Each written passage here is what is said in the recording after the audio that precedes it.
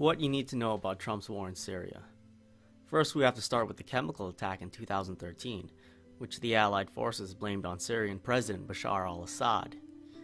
UN human rights investigator Carla Del Ponte, whose job it was to investigate the attack, claimed it was the rebels who were responsible, not Assad. What appeared to our investigation that was used by the opponents, by the rebels, and we have no indication at all that the government, Syria, the authority of the Syrian government, have used chemical weapons. أعطي فرصة شهر واحد للمجتمع الدولي كي يتحرك ويعطي الذخيرة والسلاح للثوار والجيش الحر في الأرض كي نستطيع أن ندحر هذا النظام المجرم. شهر واحد. إذا وجدنا أن هذا المجتمع الدولي سيتابع في تخاذله تجاه ثورتنا سنفصح عما لدينا من إثباتات، وأنا أقول ذلك وأعتقد أنك تعرف جيدا أننا صادقون فيما أقول. Free Syrian Army commander Abdel Basset Tawila publicly blackmailed the Allied forces, saying, "Give us more weapons, or we'll reveal what really happened with the chemical attack." Obama and Congress signed over more taxpayer money to arm them. What does that tell you? There was never any evidence that Assad gassed his own people, but who claimed that they had evidence that Assad did it? Israel. To understand this, we need to go back to September 11, 2001. An hour after the first tower was demolished, former Israeli Prime Minister Ehud Barak blamed Osama bin Laden. Bin Laden sits in Afghanistan. There is a source of who else terror. do you identify, though? Because we're not saying he's responsible for this. But so we've never made the case or argued the case that somehow Osama bin Laden was directly involved in 9/11. That evidence has never been forthcoming. Dick Cheney publicly admitted in 2006 that there was no evidence linking Osama bin Laden to 9/11. Israel lied, and Afghanistan was invaded. And every indication we have is that he is pursuing with abandon, pursuing with every ounce of effort the establishment of weapons of mass destruction, including nuclear weapons. There is no question whatsoever that Saddam is seeking and is working and is advancing towards the development of nuclear weapons. No question whatsoever. The main reason we went into Iraq at the time was we thought he had weapons of mass destruction. It turns out he didn't, but he had the capacity to make weapons of mass destruction. But I also talked about the human suffering in Iraq. The terrorists attacked us and killed 3,000 of our citizens before we started the freedom agenda in the Middle East. They were... What did Iraq have to do with what? The attack on the World Trade Center. Nothing. Current Israeli Prime Minister Benjamin Netanyahu told Congress in 2002 that Iraq had weapons of mass destruction. There were no weapons of mass destruction. Israel lied again, and Iraq was invaded. Bin Laden, who is behind this very attack, when you and the whole world will realize the death toll that had been paid in this event, it will become beyond any doubt of anyone on earth in the free world that a concerted attack against her should be taken. And the same applies to the Hezbollah, to the Islamic Jihad, to the Hamas, against rogue countries like Iraq and Iran. It wouldn't have helped today. It wouldn't help, but this event emphasized that there are certain countries in the world, North Korea, Iraq, Iran, maybe Gaddafi, maybe one or more else, that are ready to threat the world order by using whatever they have. You've got Gaddafi, who says that the war there is in part because of oil and Zionists, and you've got Syria siding with Gaddafi. And I think that it's the right step by the free world to intervene in Libya in order to put an end to this massacre of his own citizens by their own leader. Ehud Barak called for war against Libya in 2001. In 2011, this pathological liar claimed that Gaddafi was massacring his own people. Libya was invaded. Именно после свержения Каддафи, при активном участии отдельных европейских стран, поток беженцев стал абсолютно бесконтрольным. Слушайте, люди из НАТО, вы бомбите стену, которая не пропускала поток миграции в Европу. Стену, которая останавливала террористов Аль-Каиды. Этой стеной была Ливия. Вы разрушаете ее. Вы идиоты.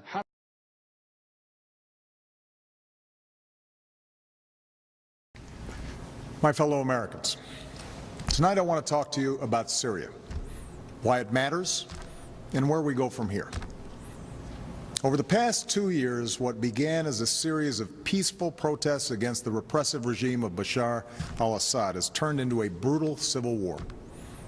Over 100,000 people have been killed. Millions have fled the country. In that time, America has worked with allies to provide humanitarian support, to help the moderate opposition, and to shape a political settlement. But I have resisted calls for military action because we cannot resolve someone else's civil war through force, particularly after a decade of war in Iraq and Afghanistan.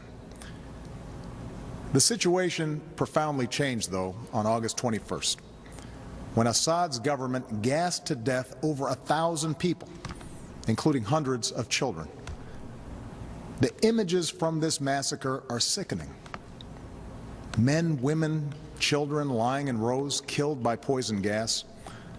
Others foaming at the mouth, gasping for breath. A father clutching his dead children, imploring them to get up and walk.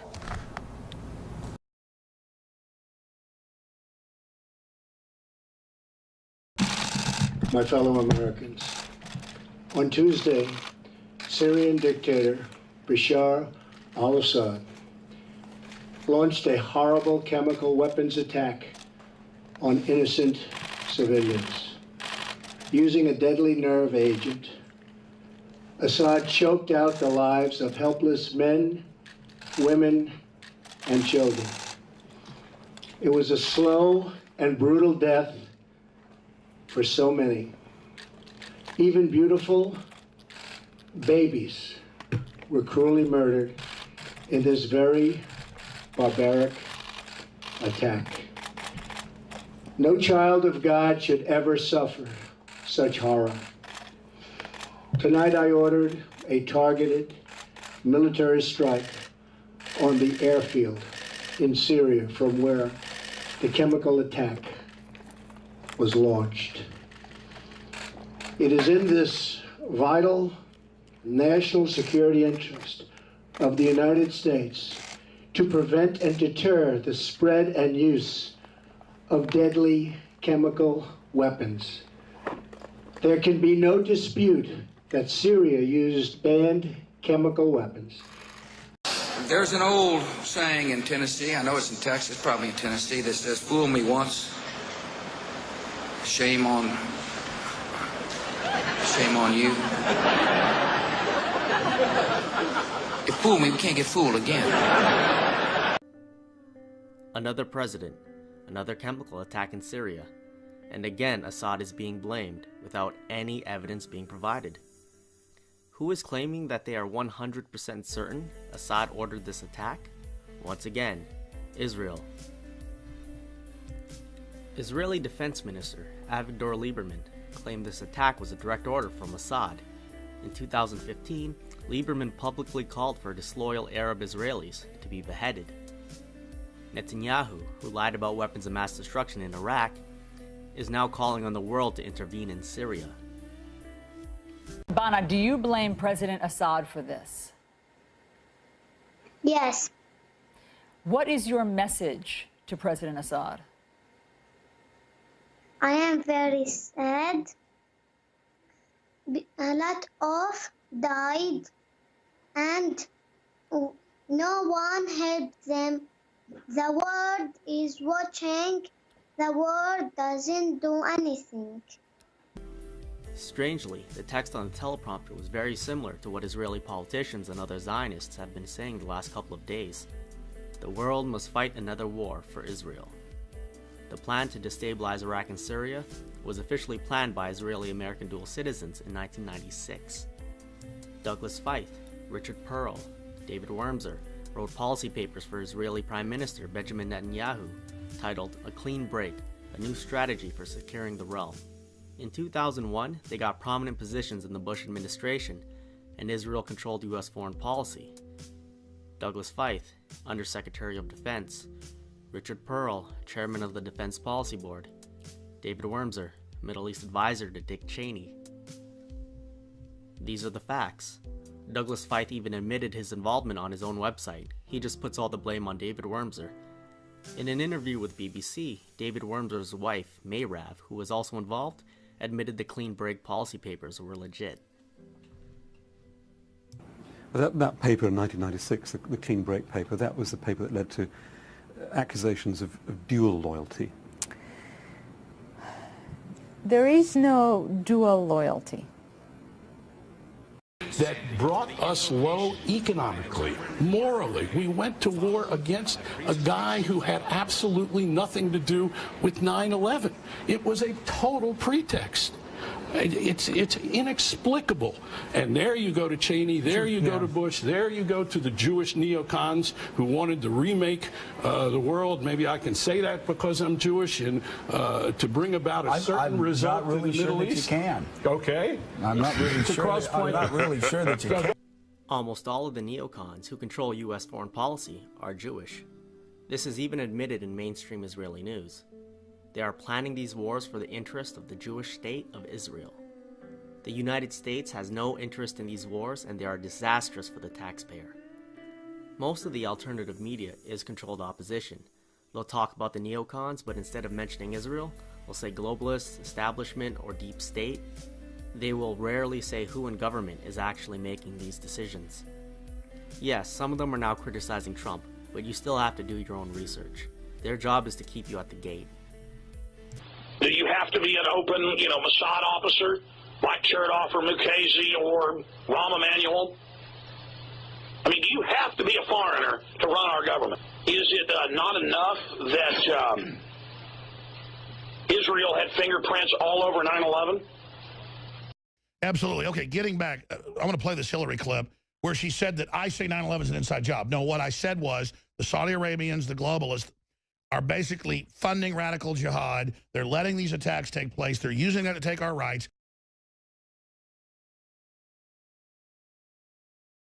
Right after 9/11, about 10 days after 9/11, I went through the Pentagon and I saw Secretary Rumsfeld and Deputy Secretary Wolfowitz. I went downstairs just to say hello to some of the people on the Joint Staff who used to work for me, and one of the generals called me in. He said, "Sir, you got to come in. You got to come in and talk to me a second." I said, "Well, you're too busy." He said, "No." He says, "We've made the decision. We're going to war with Iraq." This was on or about the 20th of September. I said, "We're going to war with Iraq. Why?" But September 11th put it in a different light, and taking on that tyrant forcefully meant, in fact, if anything, that we had to take that threat more seriously. So all three of those concerns are stated in Secretary Powell's testimony. I talked about the mistreatment of the people. Let me interrupt because my time is limited, unfortunately. You just said that this is, that 10 years ago you wouldn't have agreed to a regime change. However, in 1998, you as a member of the New American Century sent a letter to President Clinton. I said something different. No, wait a sec. You were saying we're seeing it in the light of September 11th. That's just not true. You've been advocating for regime change all through the late 90s. And in this letter, can I explain? There's a very clear strategy should aim, above all, this is 1998, the strategy should aim above all at the removal of Saddam Hussein's regime from power. You signed that letter.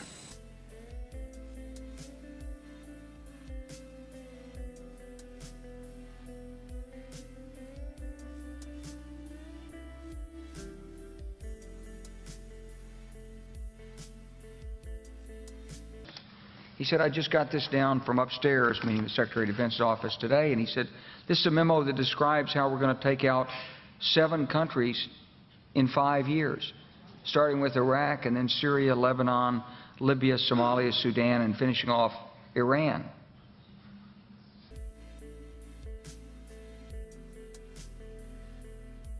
And in 1986, I had written a book in which I had said that the way to deal with terrorist regimes, well, with terror, was to deal with the terrorist regimes. And the way to deal with the terrorist regimes, among other things, was to apply military force against them. To strike.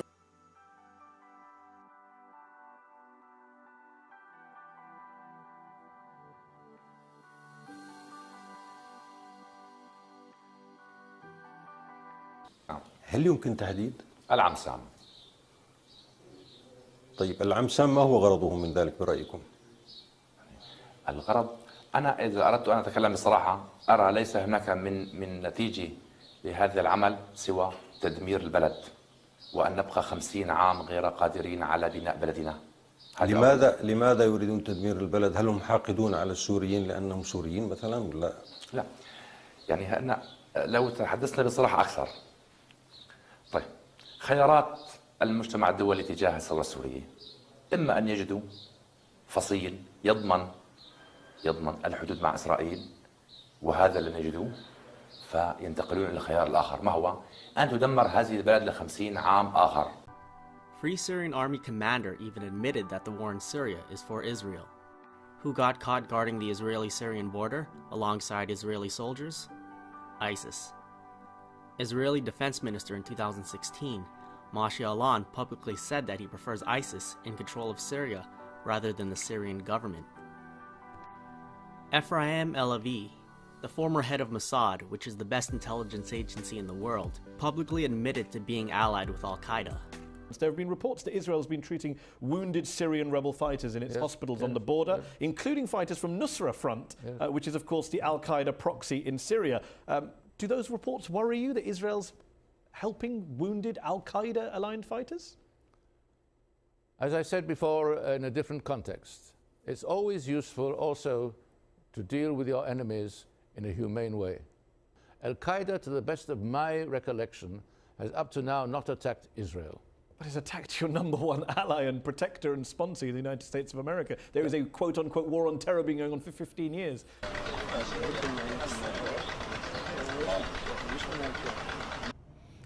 كيف هي علاقتك مع دولة الإسلام في العراق والشام؟ جيدة.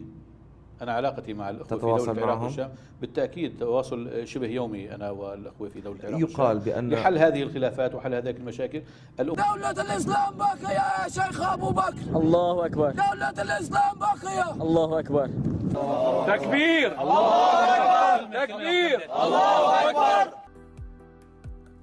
Now it's Trump's turn to give taxpayer money to people who are torturing and moderately beheading civilians.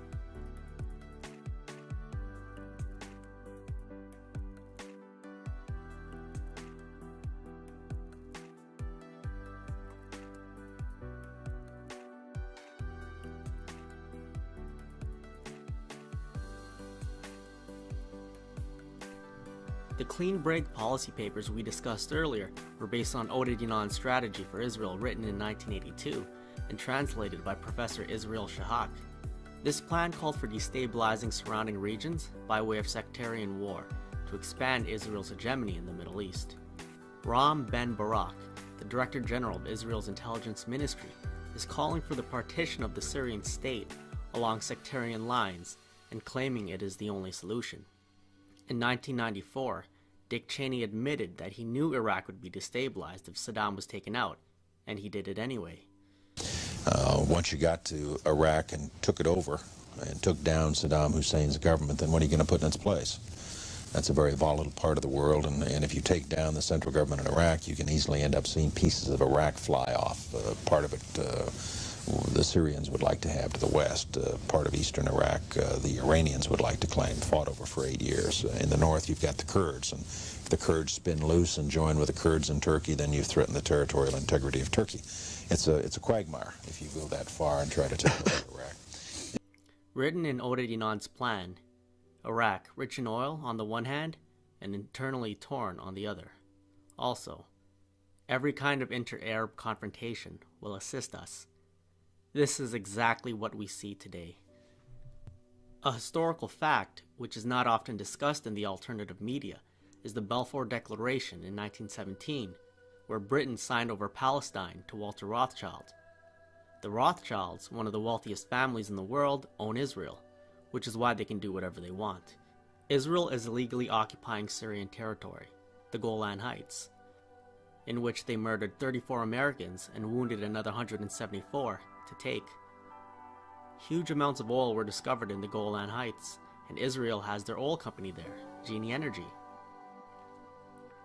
Its board members include Jacob Rothschild and Rupert Murdoch.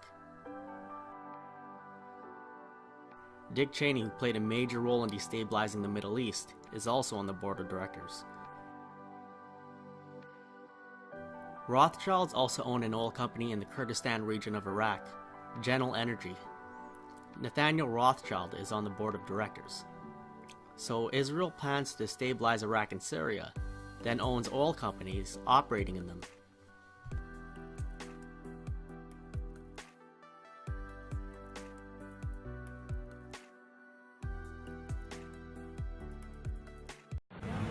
אני נמצאת כאן היום במערת המכפלה, מקום שבו אבותינו הלכו ונקברו, דווקא בתקופה שבה כמעט הכל משפט ומדברים הרבה על כל מיני טענות משפטיות. צריך לדעת, את המקום הזה קנה אברהם אבינו בכסף מלא, שטר מכר הראשון מסוגו בעולם, ככה שיש לנו גם זכויות היסטוריות וגם זכויות משפטיות על המקום. צריך לומר כאן בפה ברור, בקול ברור, לעולם, בעיקר לאום, כדאי שישמעו קצת וידעו את העובדות.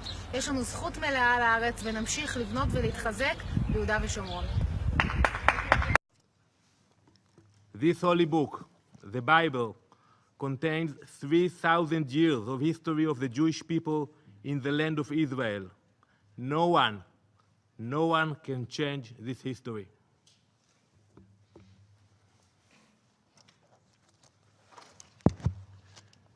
The Israeli government are religious psychopaths. They openly believe that God is a real estate agent and are murdering people for that land. When you hear Greater Israel, that's referring to Genesis 15:18. On that day the Lord made a covenant with Abraham, saying, "To your offspring I give this land, from the river of Egypt to the great river, the river Euphrates." These Jews don't just want Palestine. They believe they have a God-given right to the land and resources of Egypt, Lebanon, Iraq, and Syria, which explains their actions for the last several decades. If you've been following my channel, you're most likely not surprised by Trump's flip-flop on Syria.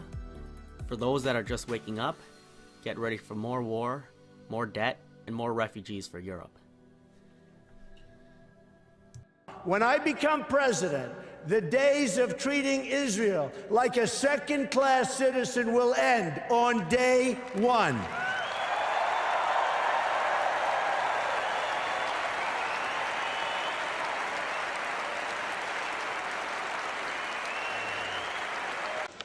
We should have said to the Jews, you've got a problem with the Nazis, sort it out yourself. It's no concern of Britain and the British Empire. We've got other fish to fry. That's what we should have said. Churchill, unfortunately, was beholden to these people, and he had no alternative. So in 1940, when we had a choice put to us of accepting the very generous peace offer that was put to us, which has been concealed from the history books by the Germans, or of fighting a totally senseless war onwards, Churchill took the wrong turning and bankrupted Britain and ruined the British Empire. I first said this in my book, Churchill's War in 1987, and now 5 other major historians have said the same thing. This has now become known as the revisionist line of history of the Second World War, and I'm the one who actually opened up that path, making people think the unthinkable, looking at the alternative route that we could have taken in 1940. First, it's a loaded term in American history. Now, he defined it here as total allegiance to the United States of America. And it is something, as Cecilia said, this is why he was sent here, by people who want to hear that message of America first. However, it carries with it overtones from the 1930s when an anti-Semitic movement saying we don't want to get involved in Europe's war. It's the Jews' fault in Germany. Charles Lindbergh led them. It is a term, as he defined it his way, but the words themselves carry very ugly echoes in our history.